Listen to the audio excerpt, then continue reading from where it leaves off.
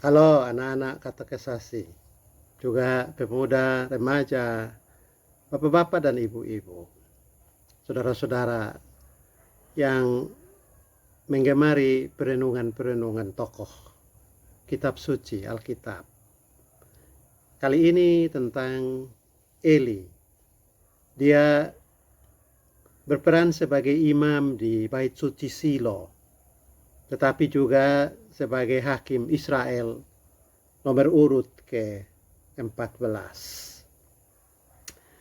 Tugasnya sehari-hari adalah memimpin kegiatan-kegiatan peribadatan dan doa yang berlangsung di Bait Suci, di Silo. Ada banyak tempat ziarah religius orang Israel sebelum Yerusalem ditetapkan sebagai pusat oleh Raja Daud. Dan salah satu tempat ziarah itu adalah Silo, tempat yang cukup ramai dikunjungi, terutama untuk perayaan Paskah Yahudi setiap tahun. Nah, Eli kita kenal hikayatnya berhubungan dengan Samuel. Samuel adalah hakim ke-15, hakim terakhir, yang berperan besar dalam memproses transisi orang Israel dari pemerintahan teokrasi menjadi pemerintahan yang monarki. Eli adalah mentor dari Samuel. Mereka menjalani hidup bersama-sama di Kenisah atau Bait Suci di Silo. Eli mencapai usia 98 tahun dalam keadaan yang sudah sangat tua, dan karena itu memiliki banyak pengalaman. Pada masa Eli memerintah atau memimpin sebagai hakim, orang Israel terus-menerus diganggu oleh bangsa Filistin dan perang antara kedua bangsa itu untuk memperebutkan Kanaan, tanah yang subur yang oleh para ahli disebut sebagai bulan sabit kesuburan. Itu berlangsung tanpa akhir. Tetapi di bawah pimpinan Eli, orang Israel selalu mendapatkan kemenangan. Itu karena Eli menjauhkan penyembahan berhala dari tengah-tengah Israel. Dan karena itu Allah memberkati mereka.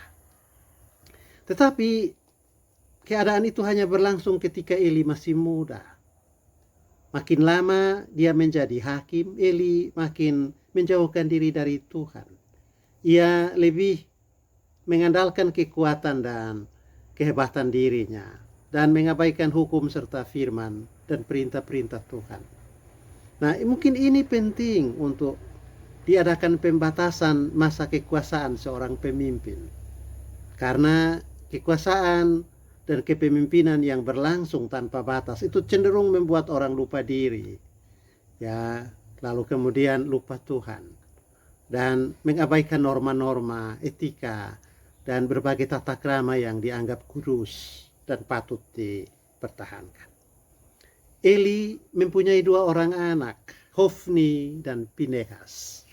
Kedua anak ini digambarkan sebagai orang-orang dursila karena mereka suka melakukan kejahatan baik di mata Tuhan ataupun juga di mata umat yang datang ke Kenisah di Silo untuk bersyukur dan beribadah.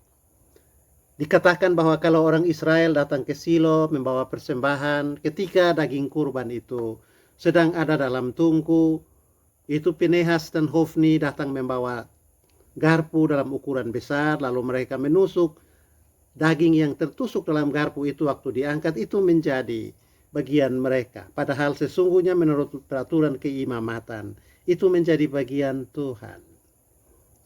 Mereka menjadi seperti begal begitu dalam istilah masa kini. Yaitu merampas bagian yang seharusnya diberikan kepada Tuhan untuk diri sendiri. Begal-begal itu mungkin masih juga berlaku pada masa kini. Tapi itu bukan jadi tema percakapan kita. Hofni dan Pinehas juga suka mencabuli perempuan-perempuan Israel yang menjadi semacam cheering girls atau perempuan-perempuan yang membuat suasana peribadatan dalam ritus-ritus perayaan Paskah itu menjadi meriah dan menyenangkan. Pinehas dan Hofni melakukan percabulan, tindakan-tindakan cabul terhadap mereka. Dan Tuhan marah. Bukan hanya karena kejahatan Hofni dan Pinehas, tapi Tuhan juga kecewa karena Imam Eli tidak pernah menegur kedua anaknya yang berperilaku buruk itu. Ia menjadi orang tua yang memanjakan anak-anaknya. Ya sudah tentu semua orang tua yang mencintai anak-anaknya memanjakan mereka. Tetapi kemanjaan yang dibuat Eli itu kelewat batas. Artinya anak-anak itu dimanjakan begitu rupa sehingga semua yang mereka lakukan termasuk kejahatan-kejahatannya itu dibiarkan begitu saja. Padahal cinta kasih yang sejati pada anak-anak harus disertai juga dengan disiplin atau pengajaran yang mengandung hukuman. Eli mengabaikan hal itu dan karena itu dia merusak reputasi dia sebagai imam dan hakim. Nah, akibat dari kemanjaan yang tidak kenal batas itu bukan hanya buruk bagi kedua anaknya, yaitu Hofni dan Pinehas, tetapi juga buruk bagi Eli sendiri. Ya, Hofni dan Pinehas mati terbunuh di dalam peperangan ketika terjadi pertempuran antara orang Filistin dan orang Israel, di mana Hofni dan Pinehas membawa tabut perjanjian ke tengah-tengah peperangan sebagai bukti penyertaan Allah. Tetapi karena perilaku mereka yang penuh dengan percabulan dan kejahatan, Allah menyerahkan tentara Israel dalam tangan Filistin dan terbunuhlah Hofni dan Pinehas. Kabar itu datang kepada Eli ketika dia duduk di kursi tempat dia biasa memimpin ibadah korban di Kenisah di Silo. Waktu itu usianya 98 tahun. Ketika dia mendengar kabar kematian kedua anaknya, terkejut dan dia jatuh dari kursi yang ada di dalam kemah atau Kenisah itu. Lehernya patah ketika mendengar berita tentang meninggalnya kedua anak kekasih. Di situ satu pelajaran yang penting bagi kita, yaitu keberhasilan di dunia sosial atau di sektor publik tidak boleh membuat kita lupa akan tanggung jawab untuk menertibkan dan mendisiplinkan anak-anak dan orang-orang dalam rumah.